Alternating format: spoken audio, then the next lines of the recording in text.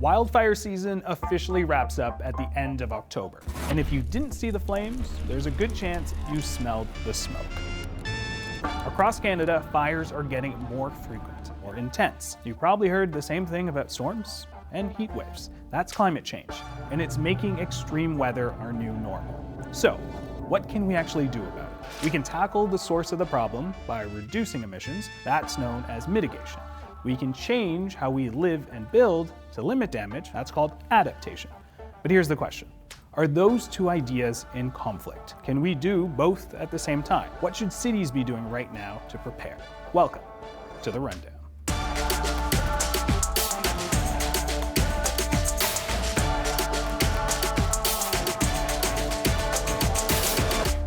What does building climate resilience look like?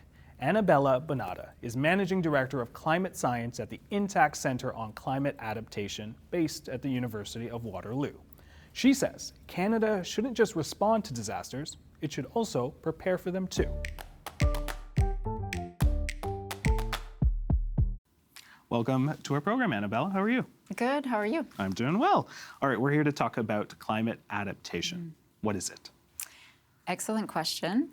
So it's very different from mitigation. We hear a lot about mitigation in the media for maybe the last even 30 years. It's been more mainstream for us as Canadians and in the world. When we talk about adaptation and climate change, we're looking at preparing our homes, our communities, changing our behavior to adapt to the changing climate. So with changing climate, we're seeing more wildfire, more flooding occur, extreme heat. So we have these long seasons of extreme heat in Canada now that we didn't have before. So we are looking for ways to really adapt our lives so that we can live in these changing conditions. And that's really what adaptation is. When did climate adaptation enter the Canadian lexicon? When did we start thinking about this?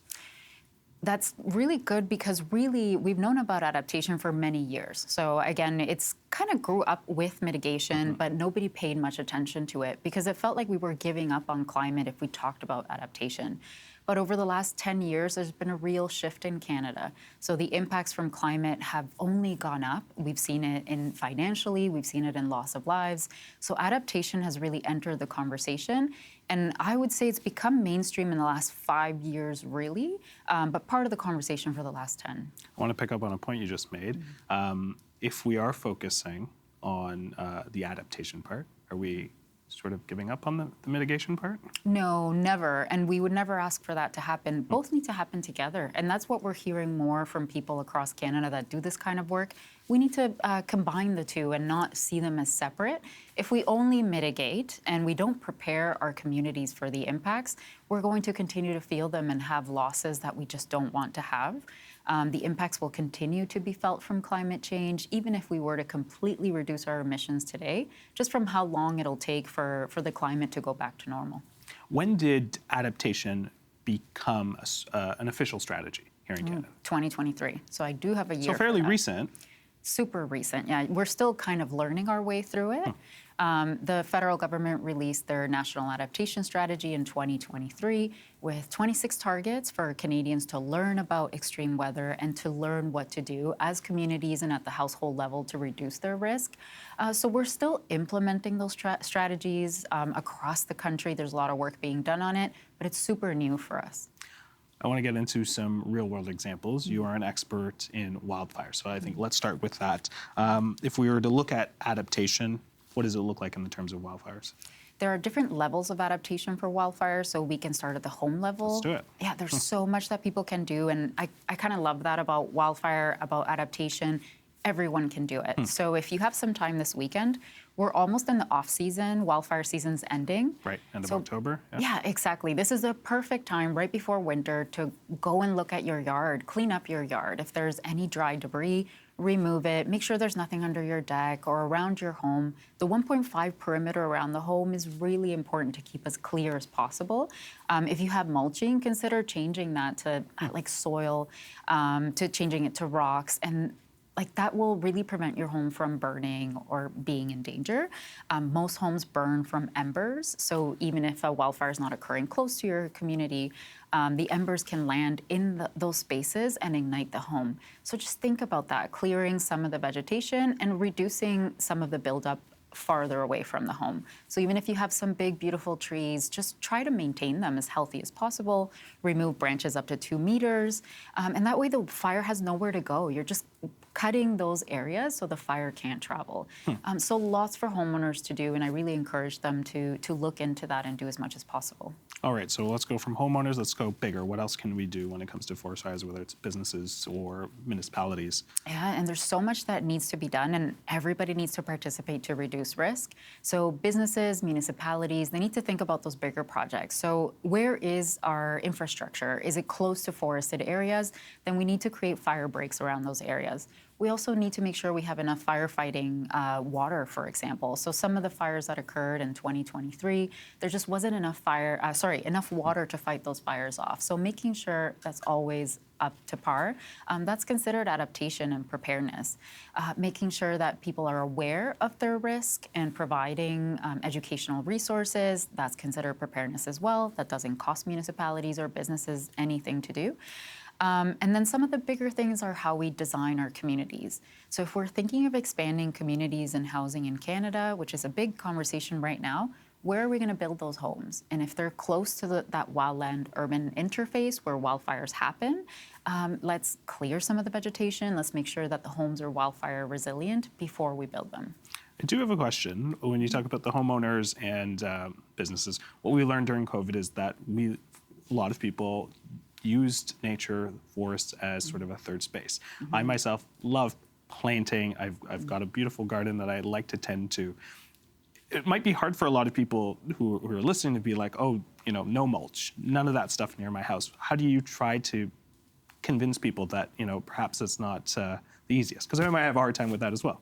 It's such a good point. A lot of people hear what we say and they say, oh, so I have to remove my vegetation or cut down my trees. We would never say that because that wouldn't even be good for your home, for the environment. We have pollinator gardens. There's so much that we care about outside of just the wildfire risk.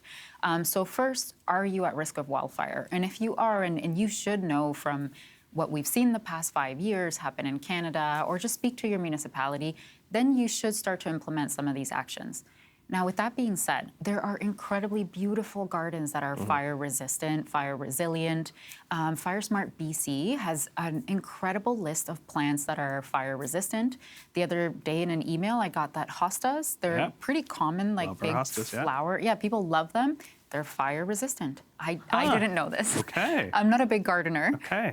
So for gardeners, there are tons of beautiful plants that they can plant close to the home and just maintain them, keep them moisturized. You want to make sure that they're like wet. If your plants dry out, you're creating a hazard for your home. So maintaining a good garden is actually perfect for fire resilience. You talked about water, keeping your plants wet. I want to talk about flooding now. From a homeowner's perspective, what can we do when we talk about adapting to flooding? Yeah, there's, again, tons that homeowners can do, that residents can do.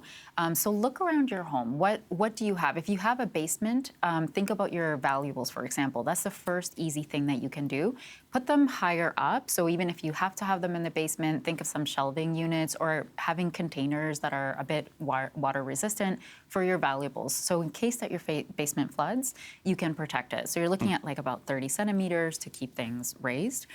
You can have a sump pump, which not every home can have, but if you can, that's excellent for taking the water out. But outside their home, there's a lot that can be done. So like take a walk around your neighborhood and you'll see that with the leaves that are falling now in the fall, our drains get covered. And some of the cleaning might take time to do. So just clearing those drains will help the water just drain when it comes down. Looking at your eaves troughs, making sure that they're clear as well. You don't want to have leaves in them so that water can flow through. And the last one that's pretty easy is extending downspouts. So I love to take walks around the neighborhood and kind of look at what people have going on. Some downspouts are going right into the foundation. So just think about extending it by a couple of meters into the drain, the street drain, and you're already doing so much to protect your home. What can the city do? there's a lot that cities can do, and they're working super hard. I do want to commend a few cities in Canada that have dealt with a lot of flooding over the past few years. We have older infrastructure in some cities, so our water systems are combined. The water, when those systems were built, climate change wasn't in mind, so they were built to sustain rain events that are from the past, not what we have now. So bigger infrastructure projects are upgrading our water systems, which I've seen a lot this summer. We know summer is construction season of course. in Canada, and I've just seen those like streets being ripped up, and people might be getting upset about not having like their streets open. But there's a reason. Exactly, an excellent reason. Next time it rains, your roads won't be flooded. At the smaller scale, municipalities can hand out information on what homeowners can do to protect themselves from flooding. And the biggest one, and the one we were talking about, you know, during COVID, people like to be outside and enjoy nature, maintaining nature, bringing back nature. So our wetlands are incredible at stopping rain, at cleaning the water too, and really slowing it down so that flooding doesn't occur.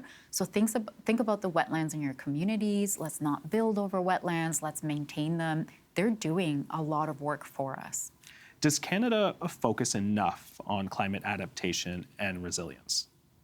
Not too much. I think we're getting there. So because the strategy just came out in 2023, it's slow to be implemented. We do have more funding going towards adaptation, but currently the numbers are looking at, like, if we have $24 for mitigation, we have $1 for adaptation. Okay. So it's very, very lopsided at this time, but we are seeing more and more funding go towards it, more of the conversation going towards protection and preparedness, which is what adaptation is. So we're getting there, but we're still a bit far from being in the ideal place. If we're talking about the money, let's talk about the responsibility. Whose responsibility should it be, or is it, to fund it? Yeah, it's everyone's, and that's a terrible answer, I know, but this is a whole of society approach. So if we don't all do something, homeowners, businesses, all levels of government, we're not going to do anything when it comes to climate change, to mitigation or adaptation. Funding-wise, if we do really want to, look at someone, I would say a lot of the funding does come from the federal government that goes towards the provinces, but municipalities are at the forefront of climate change. They're feeling the impacts, and they are the least funded when it comes to levels of government. And when people's basement floods, they kind of just say it's the government's fault without thinking which level of government. Right. Yep. So more support to municipalities is exactly what we need in order to bring these projects around. We talked about wildfires and flooding and sort of the breakdown of the responsibilities of homeowners and businesses and municipalities on the other end. How much of climate adaptation should be from government and how much should be from the individual? It's like a 50-50.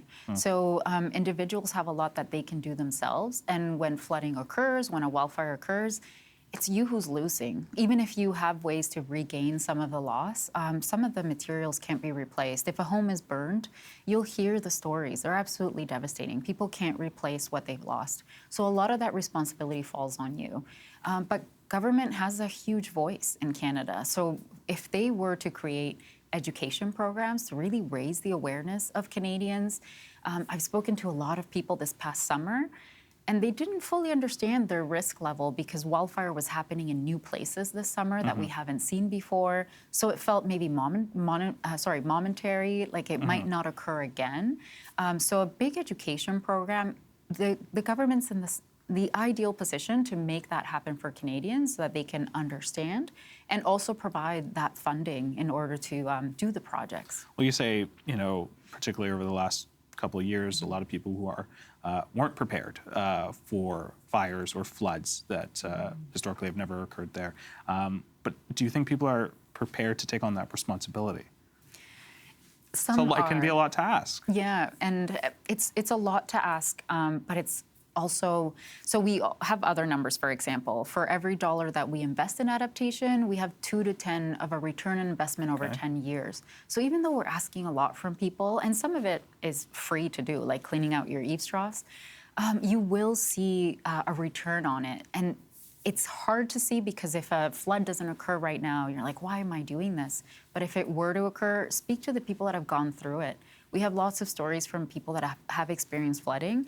They know, and they have invested to make their homes flood resilient, but also they know what the mental strain is. So it's very difficult once you've gone through an extreme event like wildfire, like flooding, to recover from that. The next time that you hear, there's a fire near my home again, what that feels and the mental strain on people, I don't think we're asking too much if it means peace of mind and ownership over reducing your risk.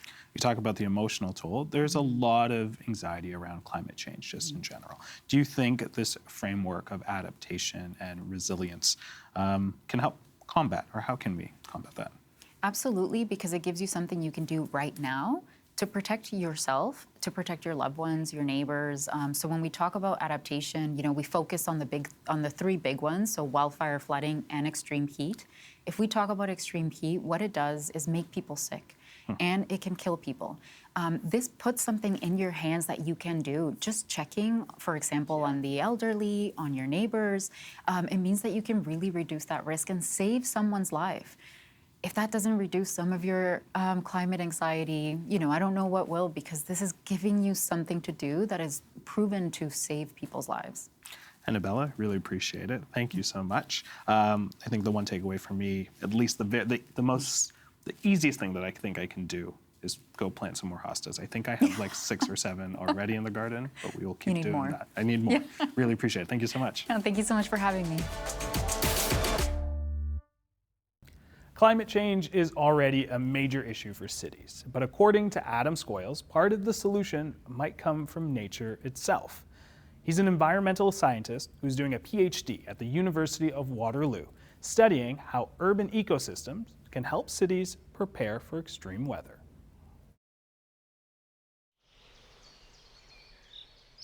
Hey Adam, how's it going? Good, thanks. Thanks so much for joining us. I thought we would meet in a park since we're talking about trees. It seems adequate. Let's start with the basics. What is nature-based solution?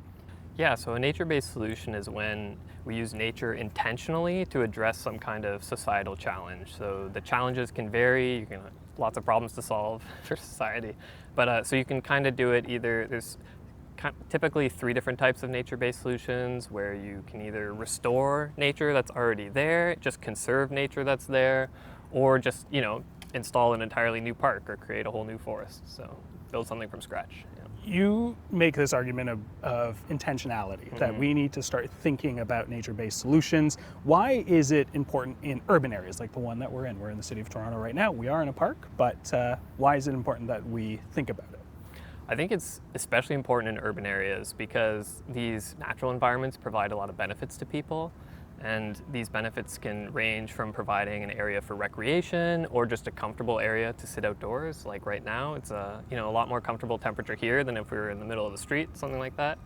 So, and there's a lot of competing interests in urban environments, which makes it tricky. Lots of people want to develop housing, build stores. So the intentional part is especially key because there's a lot of competing interests for land uses. All right, I want to break down where we can use nature-based solutions when we think about climate adaptation. So we're going to throw some things at you. Sure.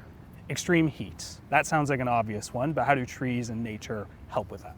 Yeah, so multiple ways. So if we just take a tree as an example, so there's something called evapotranspiration. That kind of works similar to how people sweat, right? So it helps kind of cool off the surrounding environment.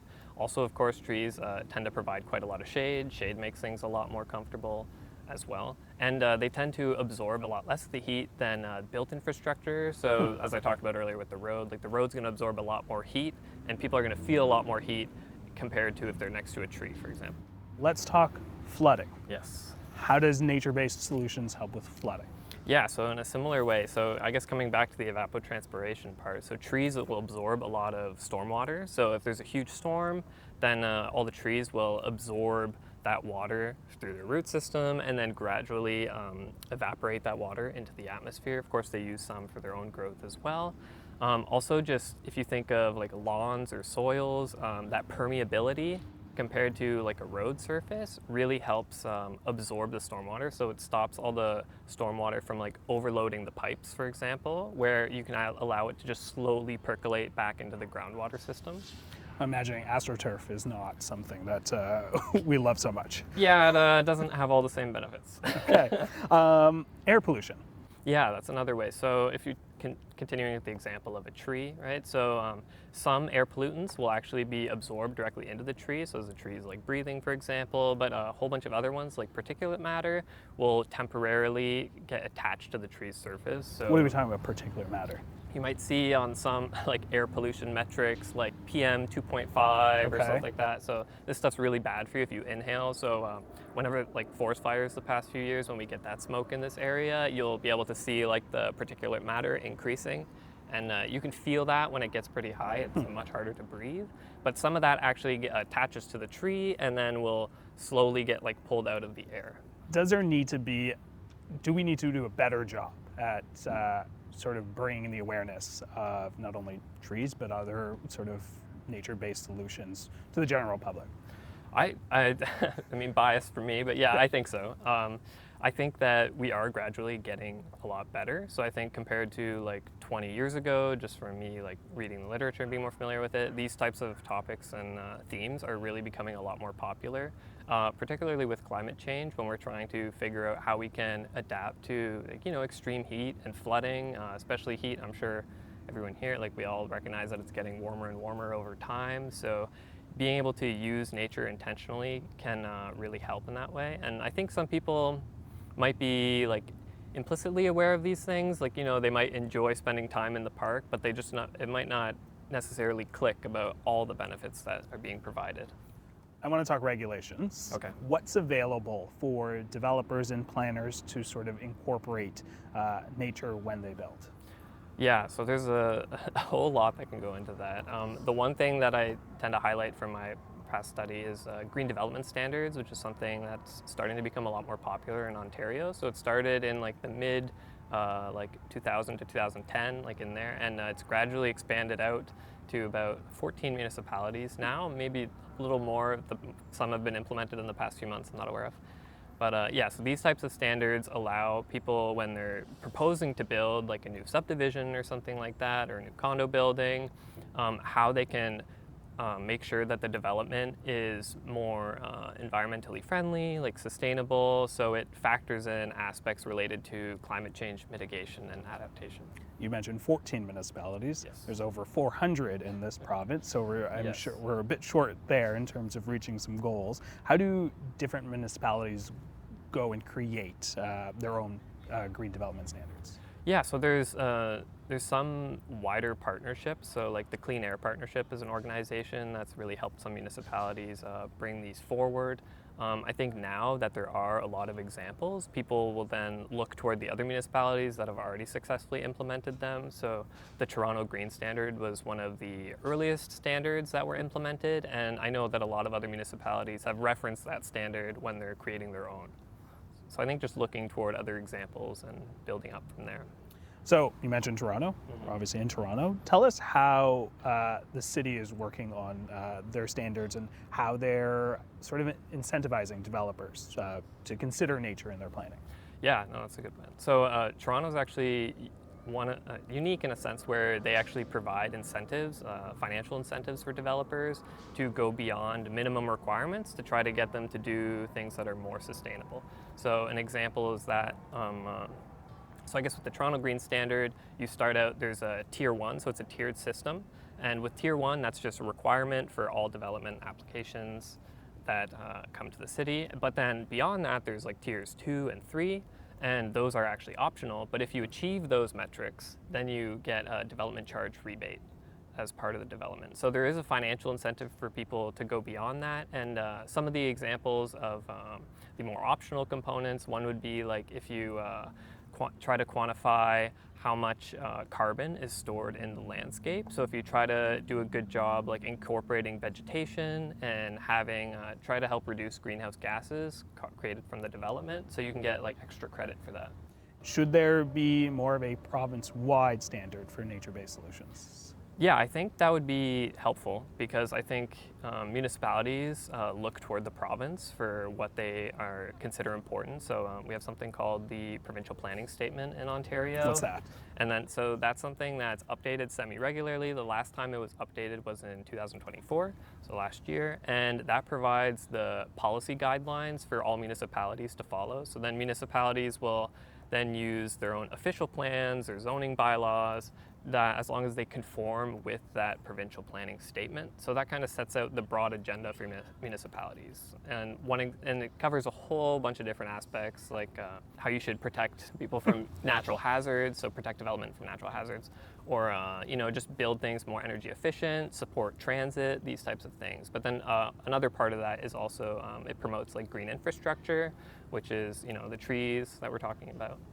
Is there more that can be done with that, or just looking at it, you mentioned sort of the swath of sort of guidelines on there. Is it specific enough? Is it intentional in the way that we talk about nature-based solutions? I think it could be far more intentional with how it supports nature-based solutions because it's supportive in the sense that it encourages people to try to incorporate green infrastructure, low-impact development, these types of things that encourage using nature-based solutions. But it could definitely do a better job by, I guess, directly connecting that to like societal challenges that we have and encouraging those nature-based solutions to be intentionally used to combat specific problems. When we talk about regulations, developers across this province are probably like, great, more red tape, more things that we need to go through. The City of Toronto recently had updated and introduced thermal comfort guidelines, another example of thinking about how we, as this planet gets warmer, how we can incorporate it. But one of the things and criticisms were, do these things have teeth? Will they stand? And also, can we, in this housing crisis that we have more regulations? Can we handle more? Yeah, I think that's honestly going to be a question that never goes away. I think there's going to be a constant tension between what's considered red tape versus what are required studies, like required components of development. I think that's something that'll be constantly negotiated into the future, and that's a key part of planning. So I think as we recognize different benefits of different ways that we build, our standards will evolve, like what we want to achieve. So for example, 30 years ago, no one was really talking about building net zero homes, right? And now that's something that's going to be in the building code soon. That's something that's supported by the current provincial planning statement. I live in a neighborhood in the city where I wish there were more trees. I see a lot of concrete.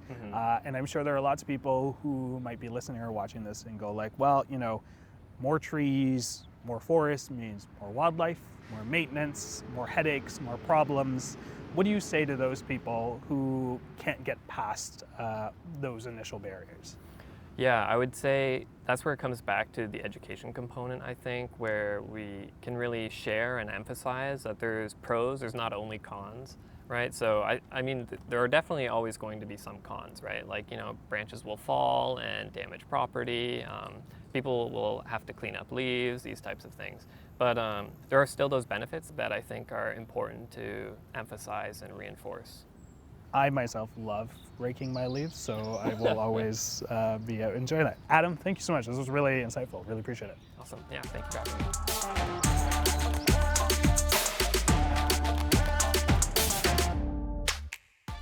And that's it for the rundown. What do you want to see on the show? Email us at rundown@tvo.org or reach out to me on Instagram at Jeyan Jeganathan. Tell us about the topics that matter to you and what you think is working or not working so far. Because Ontario, this is your show. See you tomorrow.